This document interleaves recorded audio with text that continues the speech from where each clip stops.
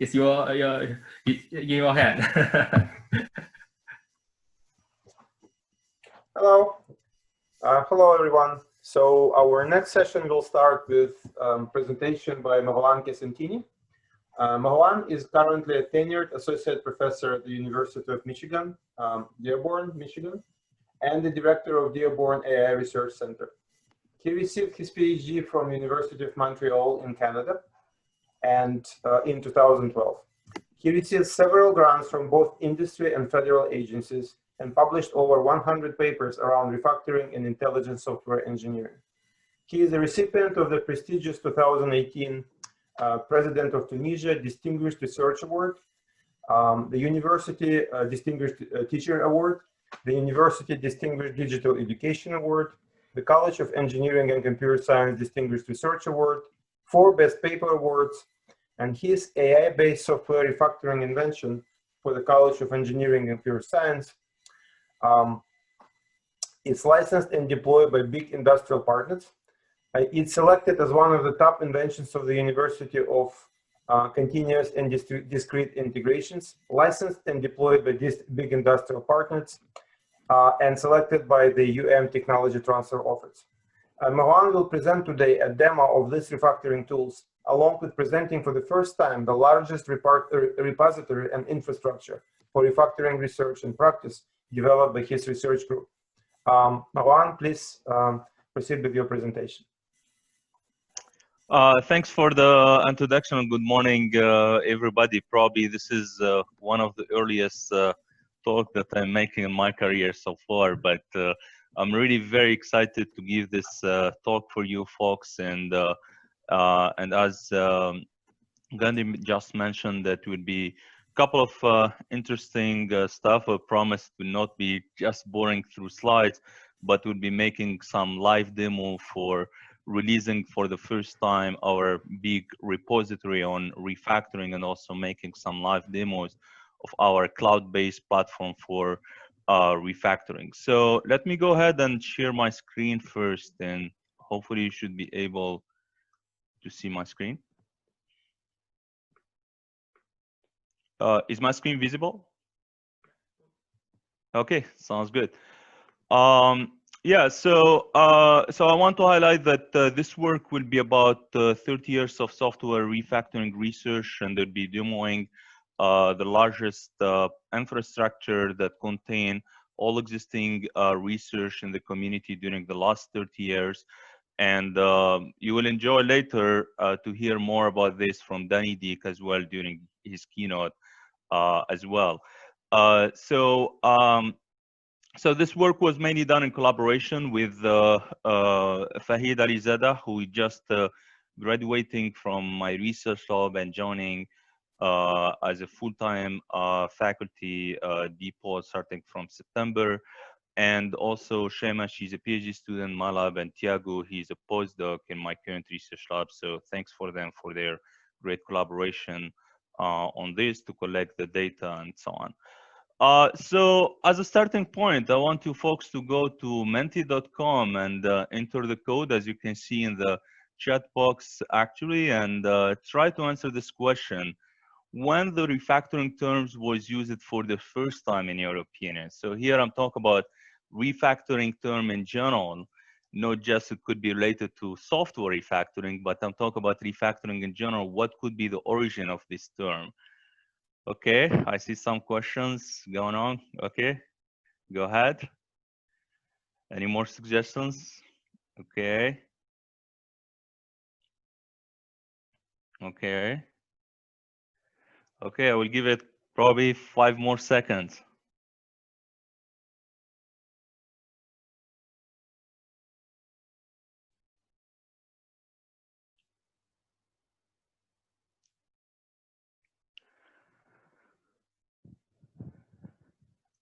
Okay, cool. So, okay, let's see the final results now. So, okay, so it was 1964. Actually, it was pretty interesting when we started this work 3 years ago to actually understand the origin of refactoring. And we got really quite surprised that we found that some papers actually go back to 1964, and we when we went and we tried to analyze them, we found that this paper actually comes from biology, and we found that refactoring was used in the biology domain since 1964 to actually say that the human cell actually can be restructured, but actually will still keep the same behavior during attacks and so on. So that was more or less the same probably definition of refactoring, but for our context for the software, where traditionally is actually restructuring your code to make it easier to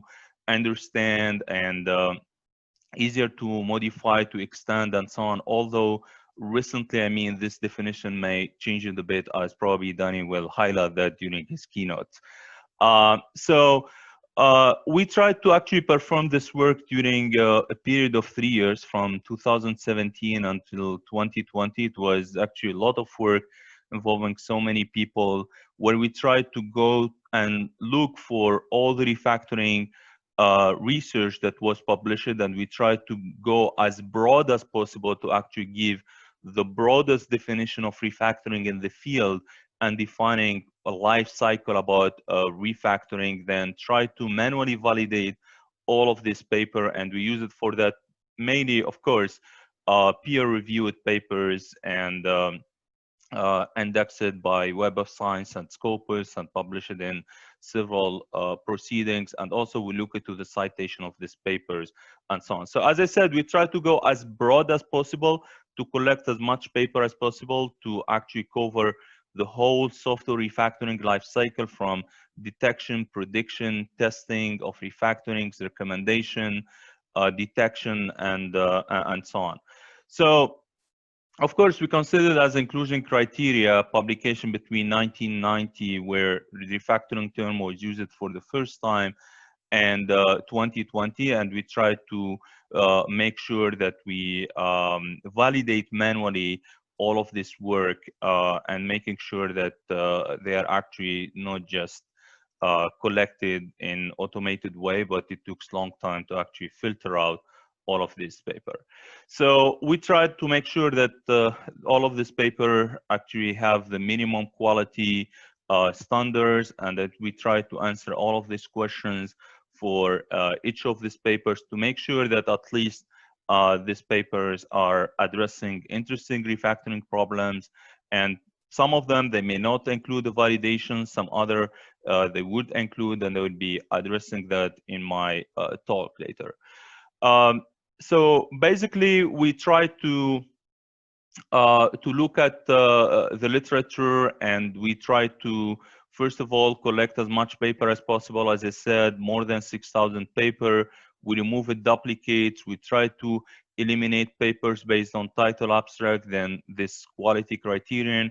We try to contact several authors in the community in order to get their feedback if you missed any of their papers, and so on, to actually come up with over 3,000 papers on refactoring in general that were published during the 30 years, which is, I think, a great achievement for the community. So, as I said, so the number of paper was over 3,000 during the this last 30 years. But also, I have a question for you here: is how many authors do you think published refactoring papers during the last 30 years? You can go again to the website using the same code, and you will see this question and try to probably make a guess about the number of authors, which represent actually the size of our community right now, that that is growing over time. So I see one response, over 5,000. Okay, over 2,000, 5,000, 2,000. Cool. Okay, so I think the majority of you are right. So, okay, so I think the majority are right. So actually, the number of publications is actually over 5,000. A number of authors of over 5,000 during the last 30 years. So now I will be probably going to show you some interesting facts and interesting stuff.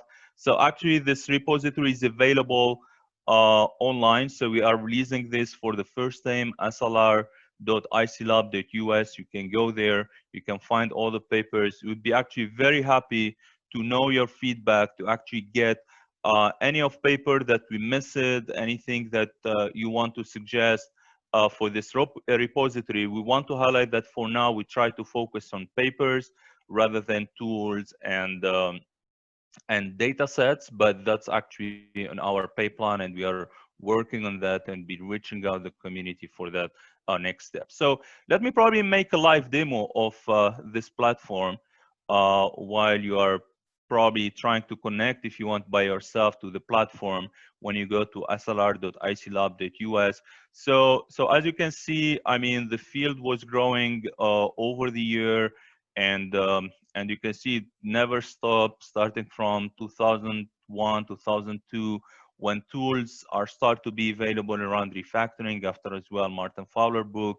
And you can see that we are covering here the whole life cycle of refactoring, from recommendation, detection, testing, documentation of refactoring, where recently it received attention as well, prioritization and prediction of refactoring, looking as well to programming languages. Of course, as you may expect, Java is the most dominant one. Why people they do refactoring, for what purpose? Of course, internal quality improvement is still, I mean, the largest one, but still other objective why people they do refactoring. Also, something interesting to highlight, that it show how healthy is the communities, that actually it's pretty interesting that the industrial validation was quite important in the community with around 40%, although probably a third of the published paper include, I mean, a realistic validation, but this is quite high if you do a benchmarking probably with other communities.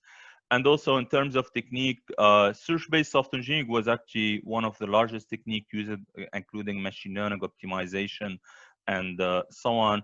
And also something interesting to highlight here, while code refactoring is probably, and object-oriented refactoring is probably the most dominant one during the 30 years, it's quite interesting to know that other areas like mobile apps refactoring, model-driven refactoring, and so on are actually quite active community nowadays.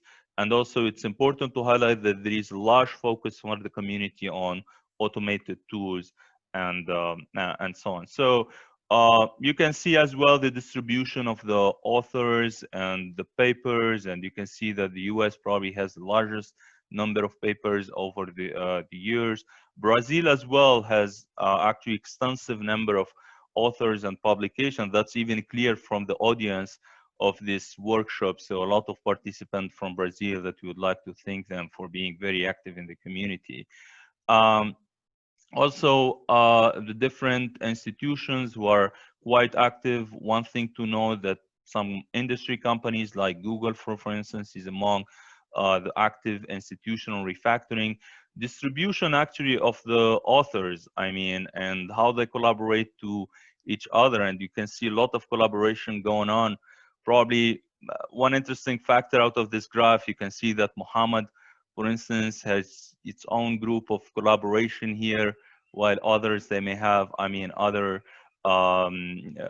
collaborators, and the community is actually quite, I mean, collaborative to each other, which also show a very healthy sign. You can click on any of the authors. Probably I will take Danny D as probably an example, since I see him as well online, or Santalis as well, and you can see, I mean, all the collaborator of all the people and so on. So you can see some pictures not because of the size, and so on, but we be adding as much picture as possible. We try to actually adapt the definition of H index for refactoring, because it shows both the depth and the breadth of the publications, and you can find the Google Scholar link associated to all the top authors in the community, and so on. So also you can search for all this over 5,000 publication in the field based on different criteria, like you can search based on artifacts, life cycle, programming languages, objective, and you can see that everything is tagged, and you can write the name of the author if you want to search about his publication. it's quite fast. For example, if I even write my name, for example, you can see very quickly you get all the publication associated with him, and I mean many other names and that you can put to search for actually the publication. And another interesting factor here is actually we have the 5,000 authors of the field actually collected, and that's important, I believe, as well for bringing, more collaboration in the community and having our own mailing list actually that we can actually encourage more collaboration in the field and so on. So feel free, to send us any suggestions if you missed any of your paper. This is the very initial release of this, and we are working as well on making this more extensive. I'll be reaching out with the team on probably getting your letter of collaboration, if possible, about the proposal that we are submitting to actually even expand this infrastructure to include refactoring tools and refactoring data sets, that we can make them, all of them, running in the cloud and so on, as I will show you in one of the platform that we built in my research lab.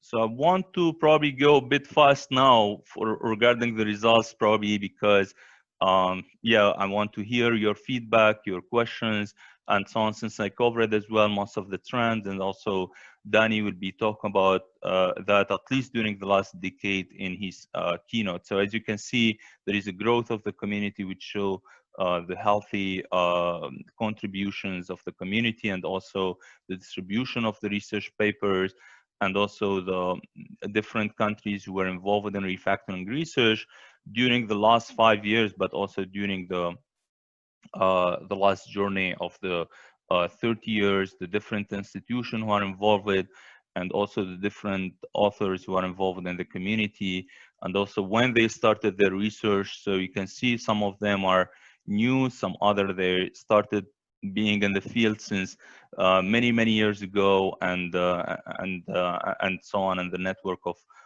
collaboration. So we try to answer through this data collection on several, research questions about what could be the refactoring life cycle based on the diversity of refactoring research that was done during the last 30 years, and what type of artifacts they actually get refactored during, this life cycle, and why practitioner and researcher they perform refactoring, what are their objectives, what are the different methods that were used, what type of data set used by practitioner, is there a focus at least on doing some industry validation, and so on. And we try to answer all of this question, and you can see that the detection of refactoring is probably received a lot of attention, and you can see that even when you look to existing tool, because if you look to existing tool for refactoring, you can see that the vast majority of them, they are also related to the detection of code smells and so on, but less work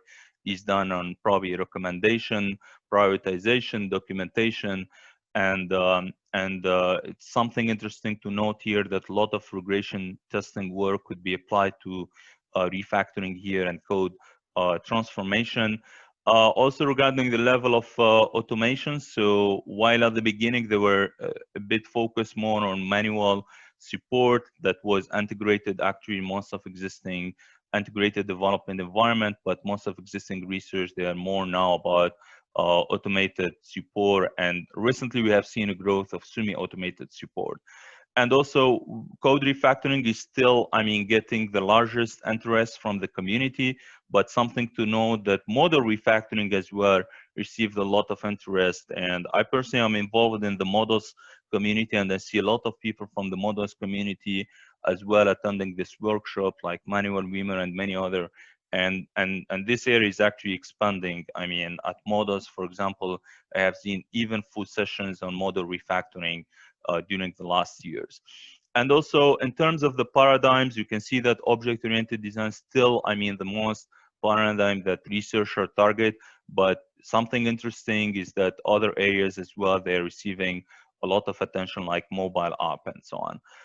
In terms of the refactoring objectives, so mainly focus on internal quality, but recently we have seen a lot of interest as well around performance and so on. But you can see that there is a recent trend especially for the performance, that this area is growing, and that's include parallel programming and so on. In terms of programming languages, Java is still the most dominant one, but as you can see that there is a trend, especially for C, C++, there is a good interest. Recently, you can see some other programming language like Python and many others start to receive interest from the community. So now, I mean, we are going beyond, I mean, I think object-oriented design, and this is reflected by the different programming languages that are recently addressed, and several papers and tools are available around refactoring this in this programming language. And also search-based refactoring was a quite active area, and this is even highlighted by so many systematic literature review that was published recently. And also people, they use a lot of the data mining, probably Santaris and his work on RefMiner and so on. This is one example that launched a lot of research in the field. Something to highlight here, that although probably a third of the total papers that exist on refactoring actually include at least an acceptable validation, but something interesting to note here that there was over 330 paper actually that were around industry validation of refactoring, which is quite interesting. So that was about the infrastructure for refactoring, but also we are releasing today, as part of this talk as well, publicly our cloud-based platform for refactoring, because although, I mean, there was several tools on refactoring, but this is probably one of the first tools that could work actually in a plug and play fashion. So basically all what you need to do is to go ahead either to specify your GitHub URL, and then we go do all the parsing, identifying all the issues, quality, security, and beyond, and actually get refactoring recommendation, looking to the code before and after, then accepting or rejecting this recommendation, and this will submit a commit to your GitHub repo. So let's make probably a very quick demo, because I really look forward to hear some of your questions as well. So if you go to refactor.icelab.us and you sign in, so you can see so many, I mean, projects there that we try to create them within different categories, and we try to compare them. And the reason why to put this category, because always when you compare quality, you need to actually find a benchmark, and you can create this benchmark by looking to probably similar project that you want to compare with, like for instance, industry project or security project. You can cluster them based on domain or whatever criteria you have, and then to create a new project, you simply need to specify your GitHub URL.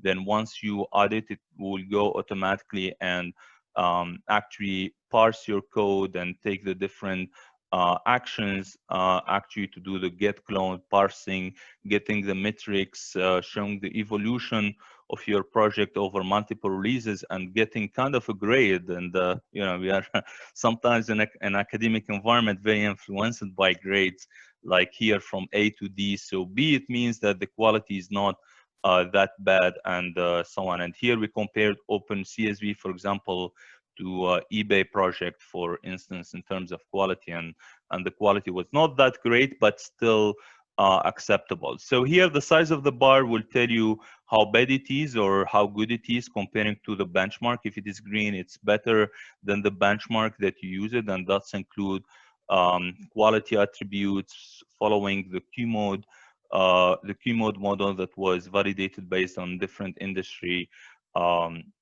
project. And you can find here in the knowledge base the definition of all this refactoring related to quality, security, and so on, and how they are actually calculating using the static and dynamic analysis. the code smells that we can detect, and also visualizing this radar chart that show you a comparison between the quality of your project comparing to the category that you selected, and even visualizing which packages probably contain the problems and so on, and even looking to this issues at the file level and looking at them at both the architecture level and also the code level, and you can see how they are connected to each other, that probably one design smell could be responsible of several implementation smells. We also integrated several of our recent work even for refactoring for security, because as a community, probably we focus a lot on refactoring for quality, but sometimes when you try to improve the quality, we tend to forget that actually it may deteriorate the security of your app. For example, when you improve extendability, you may increase potential attack surfaces, you may actually have several security issues there, and we just published a paper on TSE around that, how refactoring could influence security. And also, you can get recommendation on how to fix the problem. For example, here, if I look, for example, I can find probably effectiveness of this project in terms of that metric is not that great. So you can rank your solutions if you want based on that. You can look to the refactoring solution that improve the best effectiveness. And as you can see, I mean, it may have different impact because this different objective could be conflicting to each other. You can go and see the code before and after for one refactoring or for many. And then if you like this refactoring, you find it's actually correct, you can either accept, reject, put a comment if you want to help us, I mean, improving our recommendation in the future. And also when you click on submit, it will generate a commit on your GitHub repo that could be reviewed further and adopted. So so I will probably go to the other demo quickly. So about our recent work about actually building a Get app, which is a refactoring bot that works on continuous integration. And we believe that this is actually the key to have refactoring moving from research into practice, because that's what we found a lot from as a feedback from industry partners, that without having that integration of refactoring as a bot that can actually submit pull requests to be reviewed and so on, will be still, I mean, beyond, or would be still behind in terms of having practitioners using refactoring actually as a bot and their continuous integration environment, including GitHub and so on. So as you can see here in this quick demo, to save time, but we are actually very would be very delighted if you are interested more to learn about all of this refactoring bot that can actually work on your GitHub environment. You can also link our web app to our GitHub pull request to understand the changes, why these changes are recommended, and how they are actually improving the quality. You can review them, you can make changes, accepting some of them, modifying some others, and so on. And then after that, you can actually accept the pull request that was done by the bot or not, or making necessary changes.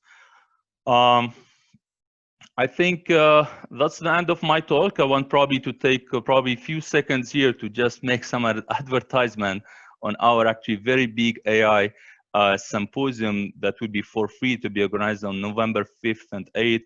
And you are bringing together over 40 executives from the national and the international big companies like vice president, CEO, CTO of from IBM, eBay, Google, GM Financial, Ford, and so on. This will be an exciting talk, not only about AI, but we'll have actually dedicated session on refactoring and so on. That's one initiative to try to actually get more industry support and so on to actually have our research moving from research to practice. So I saw some questions in the chat box, so probably I will let you Gennady, so try to handle that part and let me know if you want me to go ahead and answer some questions. Sure.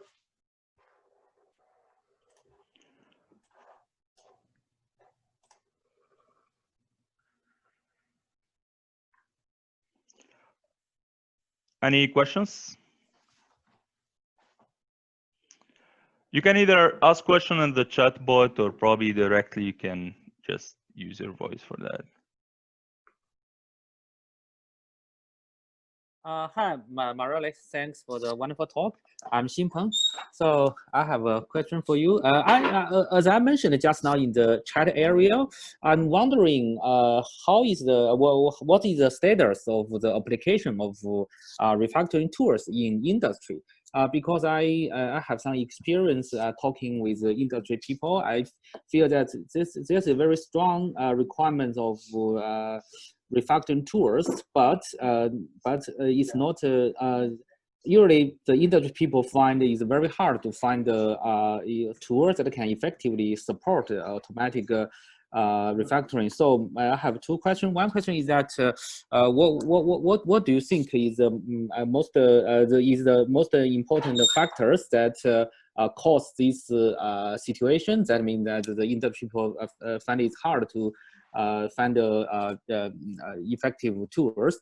It's due to the reliability of the atomic refactoring operations, or the lack of useful refactoring recommendation tools, or a lack of the capability for analyzing the influence of refactoring and others. This is the first question. The second question is, how do you think that your cloud-based refactoring infrastructure can help the current situation? Oh, thanks.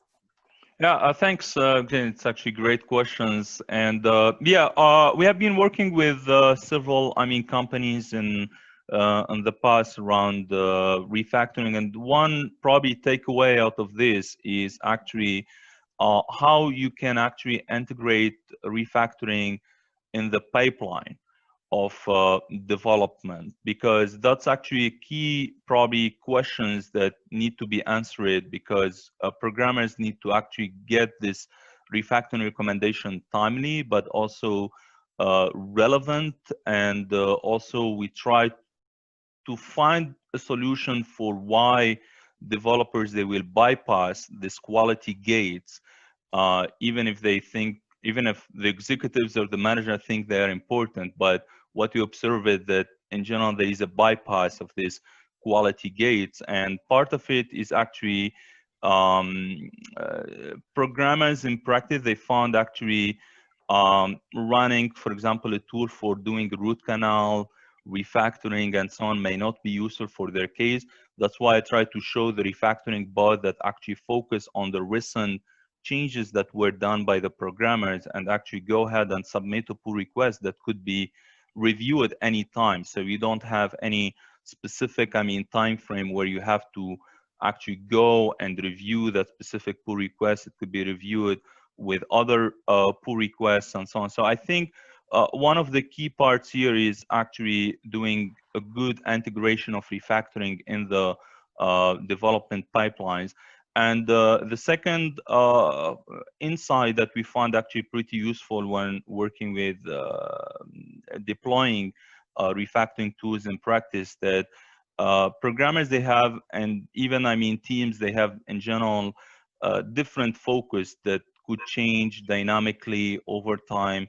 So you need to have that flexibility in terms of enabling customization of why refactoring should be applied. So if you look to many of existing tools, you don't see that customization part where you can even define your own rule actually for why it will enable a trigger for refactoring, and also providing a support for testing this refactoring is also an important factor as well. So this was some of the insights, but I think the problem is more challenging than that. It's actually beyond having one tool installed in the company. It's actually all about sometimes changing the culture within the company about how to deal with technical depth and quality. So which is beyond just installing a tool and expecting programmers not to bypass the quality gates that you are putting. So that's to answer your question. So, and your second question quickly, yeah, just forget about your Second question, Xin, could you remind me? Yeah, the second, how do you think that your cloud-based infrastructure can help the situation?